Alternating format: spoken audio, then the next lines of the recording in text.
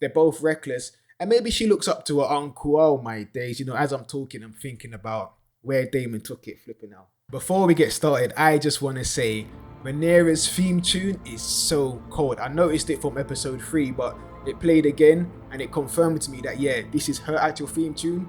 Wicked. House of the Dragon episode 4. This series is going from strength to strength. I don't personally think any of the 4 episodes have dropped below an 8 out of 10. All of them are operating above. And it's making House of Dragon one of the best shows out right now. Now, this episode is much quieter compared to the last episode, but it still feels like so much happened and it's still just as entertaining. And really and truly, I think episodes like these is what makes this series and it's what makes Game of Thrones so good. Because yeah, you can have fighting and battles, right? All you gotta do is pick up a sword and fight. But a show needs to be good when there's some downtime, when there isn't much fighting. And House of the Dragon does it perfectly. Because you have all the schemings, you have all the interpolitics, you have different characters with different motives, all clashing together, all trying to get what they want.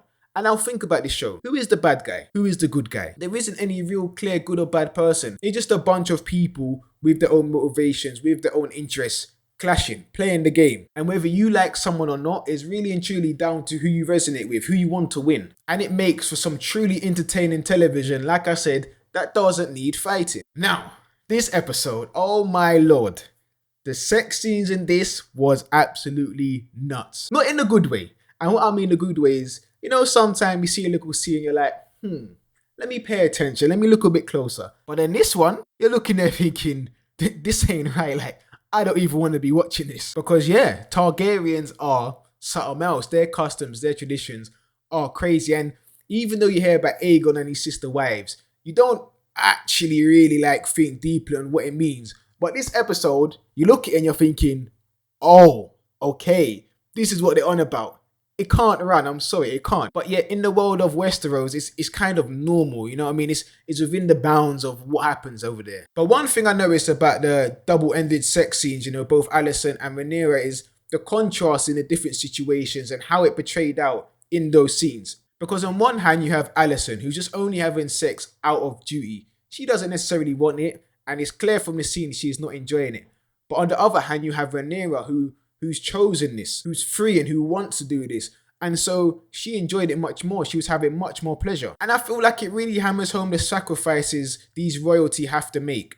Even though they're top of the food chain, even though they are free and they have all these luxuries, they're still bound by duty. They still have to make sacrifices that they ordinarily wouldn't choose to continue tradition or for some political game. And it's crazy for women. They really hammered home the point that, a man in this sort of world can go around and father so many bastards where a woman cannot. I didn't realize how important this maiden and unspoiled stuff was. I didn't even really think about it. Because yeah, they touch on how a woman couldn't sit on the Iron Throne and she couldn't rule, but there's so many other stuff that women are bound to in these sort of environments. And it adds to all the characters, Even if you don't like them, you still have some sympathy that they have to go through this, and it adds depth. Now, this episode saw the return of Daemon back to King's Landing, and I have to say, from the get-go, Daemon is a troublemaker. Wherever he goes, he seems to cause some rifts, he seems to cause some problems, and even last episode, where he was with Lord Corlys and House Velaryon, they were getting fed up with him. They wanted to see him gone. But now he's come back to King's Landing. He's admitted his brother is the king and bowed down to him. And it felt like their relationship was on the mend. But then he goes off. He does something wild. People get annoyed. And then he gets a shadow ban or a soft ban. Or he's not banished, but he keeps getting sent back to the Vale. Like, we thought you was good. You come over. It was all boys. You're back to being brothers. And you go do something wrong. Off you go. But yet I noticed the only person he doesn't seem to cause trouble with is Rhaenyra. And I mean, based on what we saw, you probably know why, but I think it's because they're both very similar. She looks up to him and she likes him because he's chaotic, because he's wild, and he probably appreciates that in her, and he probably sees that in her. But that doesn't mean it should lead to whatever happened in that brothel or the whole house. I don't know. But Rhaenyra is like a mixture of her father and Daemon, where on one hand she is willing to kind of follow duty, but she does have this reckless nature. And slowly but surely, it's coming out in these episodes. Because, after Daemon and her done what they did, she was on it. And she went to the next best option she could get, was playing with him. And yeah. But even though she's making these dumb decisions, I really just appreciate King Viserys. I'm going to sing his praise once again. I like him as a character. In this one, he's looking so much more mashed up. You know, the infections on his body are growing. They're bigger. There's so many more of them. And I initially felt that was something of the past, but it's still quite a prominent problem. But even when Otto came and accused Rhaenyra of doing whatever, King Viserys still backed her. He still defended it and said, no, like, that didn't happen. Don't come with me with these rumors. And he's my guy, man. I like him. I like him. Like, he's just a proper father, you know. He's giving her benefit of the doubt. He's defending her. He gave her freedom, even though, you know, now he's having to put his foot down as a father and say, look, I gave you freedom. I lined up all these suitors. I told you to pick one. You're not doing that. And there's now this perception. Look, you're getting married and I'm telling you who. And in the end, she was kind of like, fair enough, you know, I'll do it. Now, when you talk about interpolitics and schemes, right?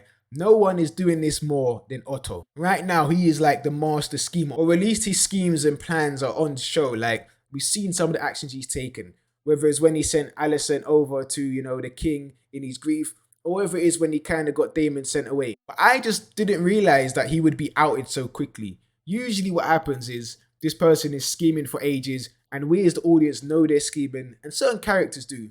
But the main person they're scheming against is unaware. And then it becomes this game of a matter of time, and sometimes it can drag on for a little while. You know, think back to Littlefinger and Sansa. But Rhaenyra is no fool, Viserys is no fool, and they just quickly piece together all the stuff he's done, and he realized, yeah, he's up to something, he is planning something, and it's obvious. But that's the thing I like about this show. Even though Otto has been outed, it doesn't mean we've seen the end to his plans. It's just maybe a minor inconvenience, and I feel like now his plans are going to go into overdrive as he gets more desperate because he has lost himself a pretty powerful and influential position. I know he's still got Alicent as the queen, but you know, she may break away, she's not reliable. But now all it means is he can't betray Viserys, do you know what I mean? He's no longer the hand, he's no longer technically his friend, he can't betray him.